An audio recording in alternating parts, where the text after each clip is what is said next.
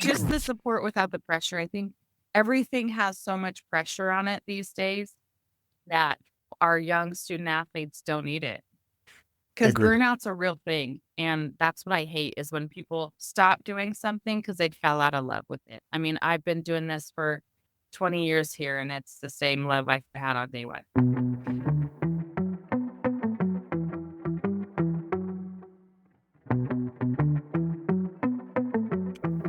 Buckle up because today we're cleared for takeoff here on Significant Recruiting. That short clip was from my guest, Joslynn Gallop, the head volleyball coach, talking about her school, Embry-Riddle Aeronautical University, a place the world knows for pilots and aerospace. But as you'll hear, it's also home to one of the most competitive volleyball programs in NCAA Division II. For 20 years, Joslyn has led her team in what many believe is the toughest volleyball conference in the country, the Sunshine State Conference, where every match feels like a high-altitude dogfight. Her program soars on a straight shooter approach, a love for intense competition, and yes, a little well-placed trash talk.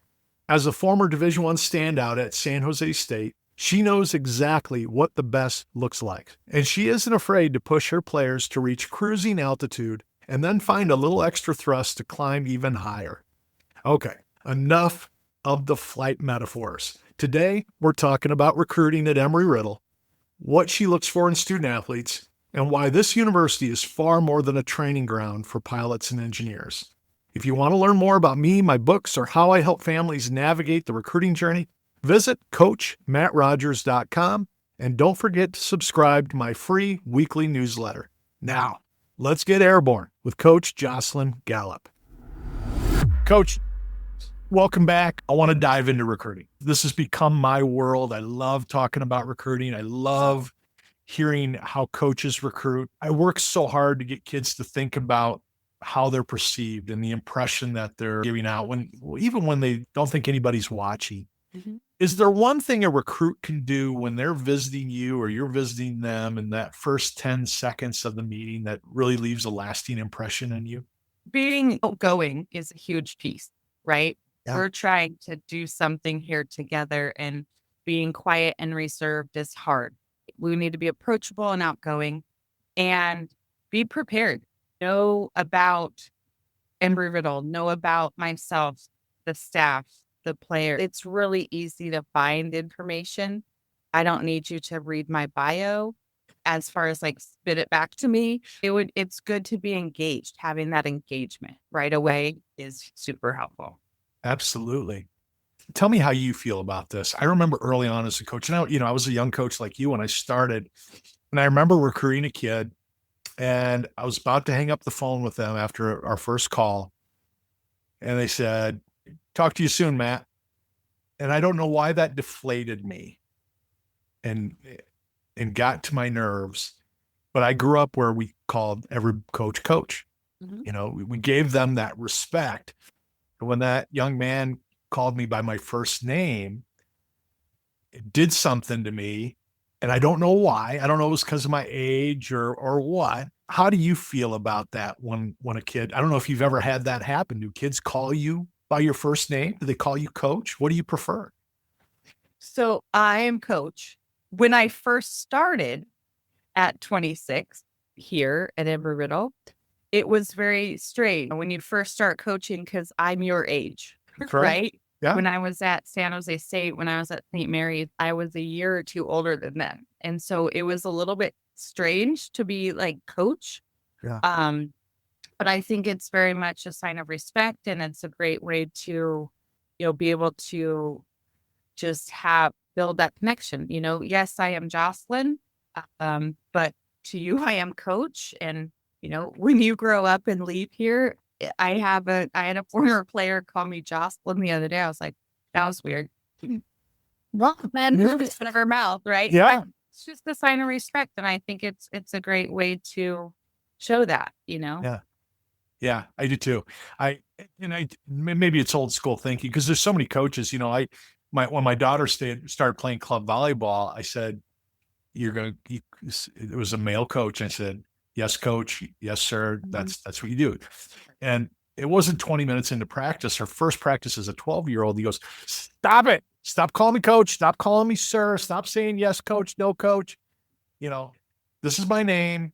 I don't need all the other junk. And I was like, wow, it just kind of walked me back because, I wanted my daughter to respect him, and he went the other way. And that's fair to point out if that's what he wanted. I think always, it's not fair so much. Like, we get to be called coach, so they need to learn one name when we've got to learn all the. I'm like, you guys have it easy. Just use it. Like, this is your one easy thing in life. Like, take advantage of it, because we've got to learn everybody's name. Yeah. That's why I just tell my players, don't take it the wrong way. If I call you Fred or George, I'm still figuring it out, but I'll learn your real name. But you might be Fred or George for the first week or two. Right. Especially when you got, you're a high school coach, you got 60 kids in the gym and you're trying to learn 60 different kids' names. I love talking about the board. Talk to me about your recruiting board. Where do you start your recruitment? How early are you looking at kids? How early will a kid get on your metaphorical board or your real recruiting board? Right. So for us at the level we're playing at Division II and I'm elite Division II, we're definitely 2 years out, maybe a little bit further depending on what's around, right? Like, we know a lot more Orlando teams and players because we see them at a younger age, whether we're working camps or whatnot. Right. But yeah, I think it's always the goal to be ahead of the game as much as you can. Yeah. Like, we don't want to wait too long because we're going to lose players, and we don't want to go too early because we've got to see, are they a fit for us or are they going Division I, so that's kind of always the game. But for us currently, like, it's summer of 25, we're definitely identifying 27s. We have our board, and we've looked at some 28. So definitely kind of that 2 years. Yeah. Are you paying attention to high school and club? Do you weigh one over the other? Do you like kids that play both? Are you okay with that kid that plays volleyball in the fall, basketball in the winter, softball in the spring? Where are you at with that in terms of how you're identifying kids? So for us in recruiting, a lot is done through the club system. I love the multi-sport athlete. I think that's a huge benefit to life in general. I'm urging my own children to stay in multiple sports, right? You learn a lot of different things with different coaches, different body functions, different, levels that you have to get to. But yeah, we would definitely identify high school or club. We watch a little bit of high school. Honestly, it's really hard within, and I'm sure other college coaches have said this, when we're in season and they're in season, our schedules don't so much align, right? Right. And so, yeah, a lot of the club. Good. And if you don't play club, being able to get yourself out there, going to camps and being able to do the work. It can still be done if you don't play club. But and we're going to talk about this a lot, I'm sure. You got to do the work. You do. Yeah. Right. Yeah. Coaches can't find 50,000 kids. Right. We can't find what we don't have access to. Right? You're going to be lucky if you can watch 300-400 kids play this year. Yeah. You want to see as many talented kids as you can, and that means they have to do the work to you as well. Going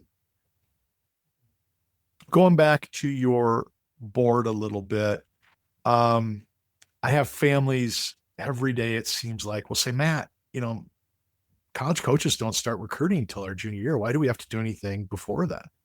What do you say to that family who's waiting till their kids turning 16, 17, and then they're starting their recruitment? Are there things they're losing that you wish they would think about a little bit before that? Yeah, I think the biggest part of that is the progression, right? If we look at a young lady who is, 14, 15, What are they doing when they're 15, 16?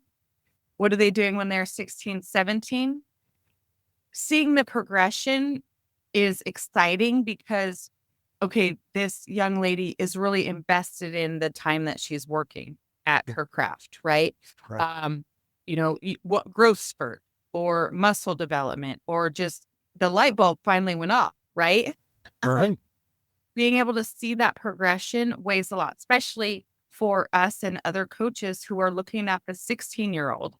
We want to, we have probably seen you at 15. Now we want to see you at 16, So it's not just the one and done. It's the Yeah. longevity of the process, that progression of growth. Yeah. I saw you play last year. I was really hoping I'd see a progression of you playing faster and being more explosive and putting some muscle on, whatever that may be. And if you don't see that, is that a red flag? Yeah. Like, what are you doing? Oh, Jaylee. But when it comes out as a positive, it's great to see and it's great to work with. Like I had a conversation. I'm in Oregon last summer. We have a girl who's like just dying to come here. You need to spend this summer weightlifting. I don't care if you play volleyball, whatever. You need to jump higher and hit the ball harder. She was foaming at the mouth, like, I got you. I got you. We've committed her and she's amazing. And Sure. 1 year she did it. And she was like, that's what you want out of me. I'll go do it. And that's what I preach to parents is when you can get a Joslyn Gallop to tell your daughter at 14 or 15, hey, this is what you're doing really well. But to play at this level, this is what you've got to do. And I want to see you do this over the next year. There's no better person to get that advice from. There's no better person to motivate you. And if you can't be motivated and take that advice, you're going to struggle to play in college, right? Yeah. I mean, that's what you want to hear. And you can accept that tough conversation, that tough love. I'm loving on you tough right now. Yeah. Like, I'm loving on you tough. I've got to tell you some things that you may not love. Yeah. I'm going to love you tough right now. I'm going to tell you what we need to see and let's do it. Yeah. And I say, let's do it because I'm here to help you do it, or I'm here to guide you to do it, but that's what parents accept or like be, receptive to it, kind of grab it, give it a big hug and like, it's okay. We can do these hard things, Yeah. I don't want you to get another 100 emails and another 100 phone calls this week. And I apologize if that happens. That's on me. You can yell at me. How do you feel about when a kid reaches out to you and says, Coach, I'm really excited about Embry-Riddle. Would you guys take a couple minutes and watch my film and give me some feedback? I want to know if I can play for your level. How do you guys feel about that? How do you react to that? I think that's the perfect way to say it. I think if you don't mind, like, I'm really interested and tell me why you're interested in Embry-Riddle. I want to go to Embry-Riddle and become an art and design major. No, not here. Like, it's not going to happen. Right. But like, I'm really excited about this and this at the school. I've gone back and watched some of your video. This is what I don't know if people know. Like, all of our matches are archived on our website. Like, can you play here? Are we good enough? Or are we too good, or whatever? And do a little bit of the homework, but tell me that you're excited to be here for a reason. And then give me some feedback. And when we give you feedback, like, again, take it in, hug it, love on it a little bit, right? And accept it because it may not be, oh, you're great. We'll love to have you. Like that's not going to happen every time. Yeah. Yeah. I tell kids there's 3 victories when you reach out to a coach asking for that. The first victory is they actually give you feedback. You got a college coach to tell you what they think of your game and give you some feedback about your growth. The second thing is they like you. They want to follow you. They want to keep in touch with you. They want to see more. That's a victory. And the third thing is when they say, yeah, you're probably not a good fit for us. You probably can play bigger or play smaller, but right now, our roster's full. But that's a victory too, because now your energy, your time, your mental capacity can go to another school. that coach was honest with you that this isn't a good fit. So I love that response, that you're open to that. You want to give feedback. And the key is show me what you're going to do with the feedback, right? Mm-hmm. For sure. Yeah. That's Awesome. for sure. Like take the action, right? Yeah. So again, holler at me in 2 weeks if you start getting 100 more phone calls and meet more. I apologize. That's on me. But I just don't think families, and especially that shy 16, 17-year-old, they feel like they're burdening you, and they don't understand that if you can really play, you've just put a gift on that coach's in their hands, saying, I didn't have to find you. I didn't have to hunt you down. I didn't have to convince you to look at Embry-Riddle. You did 80% of the job for me. So yeah, for 3 minutes, we'll look at your film and give you some feedback. Love it. Definitely. If I never have to run a camp, and I never have to go to a club tournament, and all these great kids just come to me, life would be a lot easier. Right? Great. Just all those 6'4" middles lining up at your door. That would be cool. I'll work on that for you. How do you weigh, and this is a little deeper question here for you. How do you weigh a player's physical skills in comparison to their mental and emotional maturity? Are the things you're looking for that get you excited, or maybe are red flags from the physical to the emotional? We talk about it as emotional intelligence, and just being able to be aware of yourself and where you are with your thoughts and where you are with your accepting the feedback and that kind of stuff. I think it's a two-part. I think it's one that, we can coach and work really well with someone who is receptive and coachable. And that may weigh a little bit over, some of the athleticism, the skill part, right? Because you can say, yes, ma'am, yes, sir, or okay, coach, I got you, and go try to do it. That's awesome. That goes a long way, right? You can touch 9.6 doing that. Cool. We're going to get you to 9.8 though, because we're going to push you, right? That's right. But if you just have this physical and the unwilling to keep getting better and keep being receptive and, being able to be within your emotional control, then that to me is like going, this girl's either hot or cold. We don't want hot or cold, because you're not going to be hot every night. That's right. We'll take kind of that average, that lukewarm, that finding your average and being right there consistently. That's right. So it's like athleticism kind of outweighs skill. Emotional intelligence kind of outweighs skill, because we can work with this person and develop them and help them grow, where this person's like, well, I've got it already. That's right. Yeah. So that kind of is where that answer is. I love the conversation we had about that young lady where you talked about we can't save everybody. Mm-hmm. Right? Are there things, let me rephrase this. Have there been players in the past that you've recruited and had in your program, and you don't have to name any names or anything like that, but are there things that have changed what you're looking for when you're at an AAU tournament, you're at a high school match, and you're watching kids play? Are there things that have been affected by your past that you're like, I know what I don't want. I know if I see that again, I'm not going to recruit it. Absolutely. And a lot of them aren't even when they're on the volleyball court. Okay. It's in the huddle. It's how they're talking to their parents or their grandparents on the sideline. Are they ready for their next match? Or are they going, Mom, bring me my water? Go get your own water. I know. Drives me crazy. Your volleyball game that you're playing in, right? Like all of those intangible things are like going, well, I'm not going to get your water for you. So like, can we have that emotional intelligence? Like we got to grow up and we got to mature, Yeah. In those things. As on the court, how are you doing? And this is something all college coaches say. What's your response when you fail? What's your response when you hit a ball? What's your response when the set is awful? That's right. Right? Because it happens. We're all human. Are you attacking your teammate? Or are you going, hey, man, I got you, or get me the next one? That has nothing to do with the ball. It has everything to do with the person. Yeah. I love it. I want to just run through the positions really quick with you and kind of get a sentence or two on each position that you're looking for. Talk to me about what gets you excited about a pin hitter. What do you want to see your pin hitters do if you're going to say, hey, come visit? Take risks. Tell me what that looks like. What does a risk look like?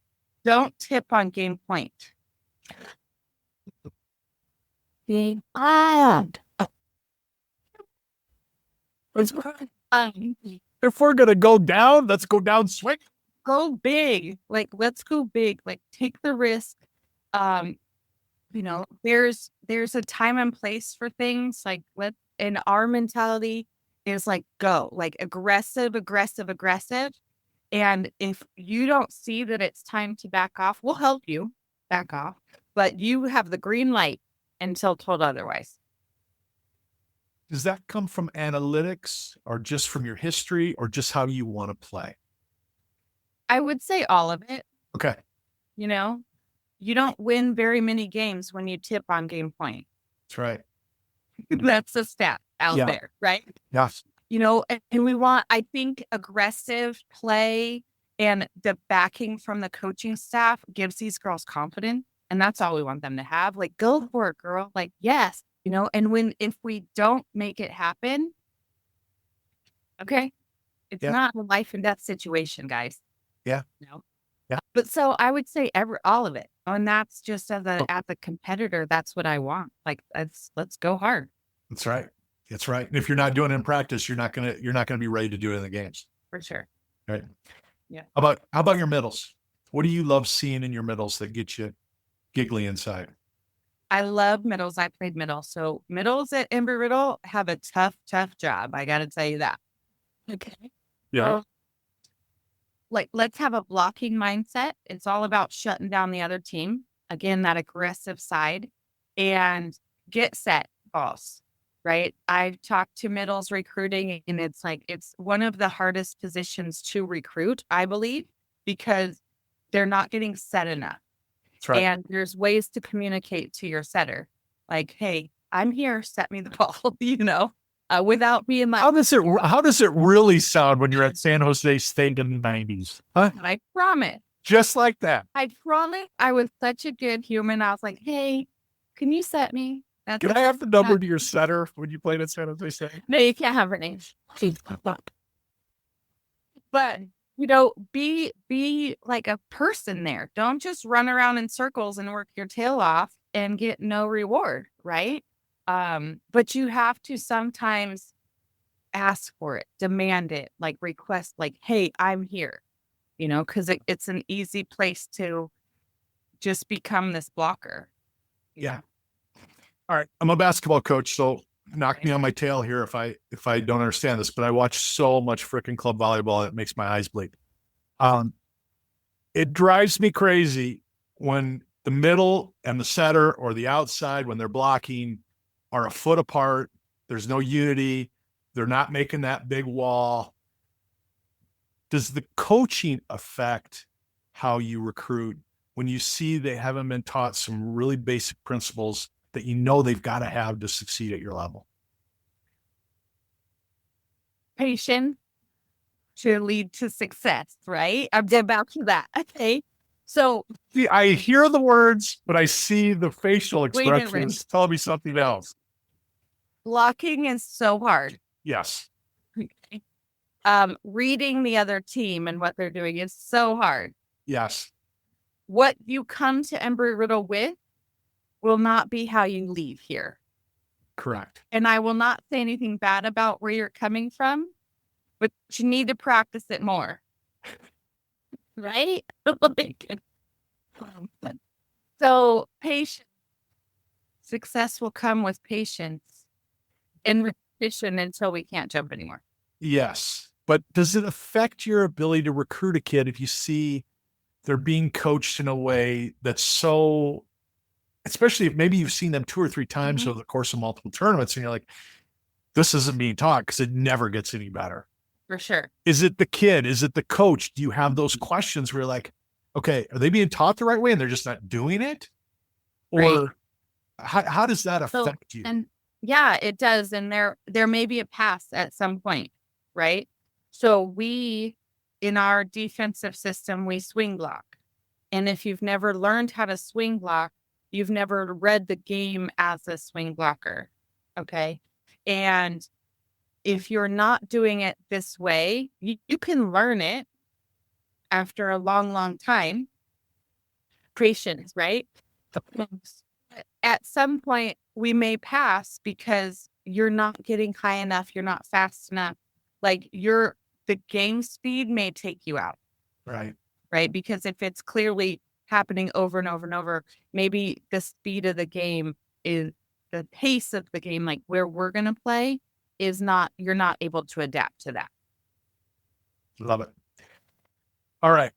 I'm going to save setters for last. Talk to you about DS Libero. What do you want to see? What gets you excited when you see a kid do this that they can pull this off, or they're already doing this at this pace? Our job description for our liberos is quite simple. Serve, receive, dig, and set the second ball. That's It's so easy. It's the toughest position there is. But take the risk on, be the leader in the back row, take the ball as a passer, make a good pass. Dig balls, you got to read the game. You have to sacrifice to get the tip. We're not playing tip defense. We're reading it and we're laying out and putting our body on the line. And then take the risk on the set, like put the girl at 1 foot off, not 10. Like we're keeping the ball in at 10. Yeah. Right? And our hitter's mentality is go hard, coach, somebody go hard, go hard, go hard. That's right. I can't go hard. I'm 10 feet off the net. That's right. So it's just taking a little bit of risk when you're setting. But really, I love the libero position. I think it's such a feisty little scrappy, it's like a person that just doesn't have anything but just selfless. Like I'm just a giver because they're not scoring any points. That's right. They're helping the team score points. And so they're just giving and giving and giving. I don't know if this is because I was a point guard in basketball, but I love a great libero that can make that beautiful pass out of system and, shape it, put it on the right, put it on the left. And, you can just see that it's like the pin hitter is just like, oh my, the heavens opened up because it was perfect. Right. Does that get you excited when you see that vision and that ability to place that blind placement? Does that help you? Yeah. I mean, it's a huge part of our system and it's a huge piece of, where we're playing the game, as far as we're playing this game in transition, in rally, a whole bunch, different than the men's game. Men's game is serve, pass, set, kill, right? Women's game, serve, pass, set, rally, dig, rally, back and forth and back and forth. And doing it, over and over and over, repeatedly good, right? Repeatedly great is putting us at a different level. Yeah, I love it. Okay, give me the setters because you've had a long relationship with setters as a middle. What do you love about setters? I love our current setters, by the way. Good. Of them are amazing. And they're all very different. But I want the person who can be tough. They're kind of like the dog. They're the ones that's out there. Like, in sports, we talk about, we need a dog. We need someone that just is level-headed, keeps their cool, but directs traffic, bosses people around in the appropriate way, and just are relentless. And they have to be able to have very thick skin and a very fast let go. Right? We have to be able to take it because hitters are like, that was off the net.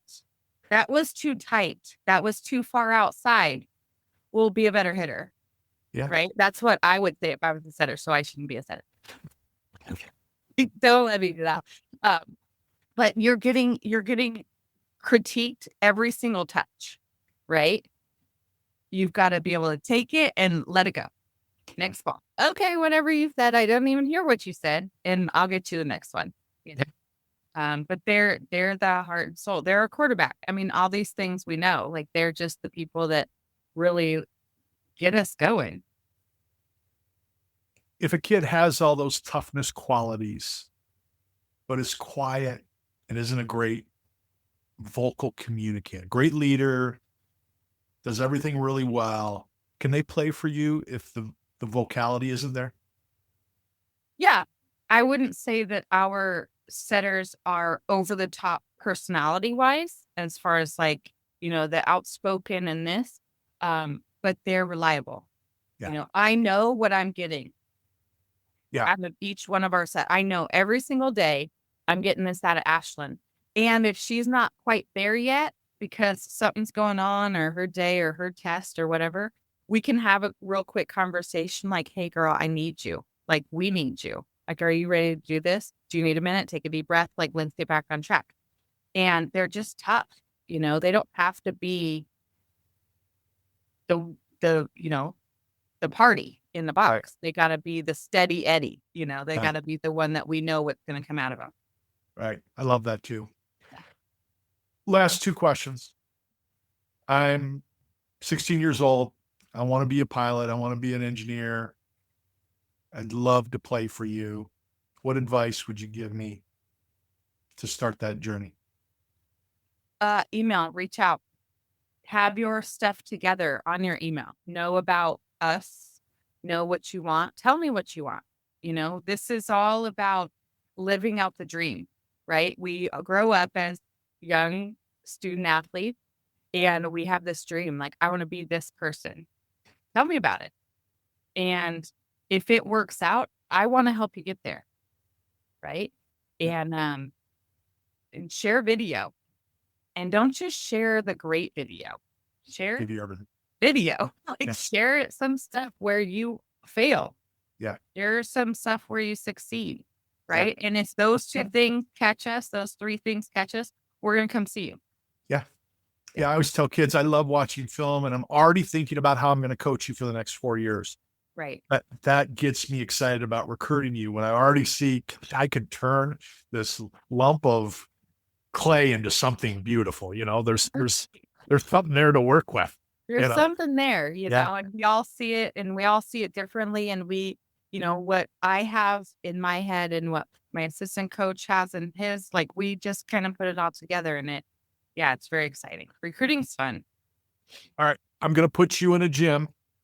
It's a pretty good sized gym, but every club volleyball parent in the country is going to be in this gym. What advice do you give them? And it doesn't have to be volleyball advice. It doesn't even have to be recruiting advice, but what advice do you give them about this journey that they're on? Because their daughter wants to play and they've been told they got to play club and got to go through this $5,000 a year journey that really is $10,000 a year journey. What do we tell these parents? What do they need to know outside of relax? Relax. I would say, like, just enjoy it. I know that's really cliche, right? I would say support without pressure. Okay. Talking to recruits now in the 27 class, for example, there, June 15th happened and there's all these commitments. Okay. Be patient. Like, it's okay. Right. Like, just without the pressure, like, be supportive, and, just be positive with the whole experience, win or lose, referees, heat, tightness in the facility. We can complain about a lot of things. Can I still complain about a $17 acai bowl? Yeah, I know, man. And a $90 sweatshirt? Can I still complain about that? You can, but do it in your car. Don't do it in the gym, right? No, I do love recruiting and I love going to the big gyms and seeing and listening to parents. Yeah. That's entertainment. If you want just to be entertained for a day, do that. But yeah, just support without pressure is a big thing. Whether your daughter's starting or not starting, the coach, trust the coach. The coach has a reason. The coach has a why, right? Yep. It's not a bad thing. If your coach sits the bench, my son sits the bench in basketball. Like, it's okay. Get better. you know?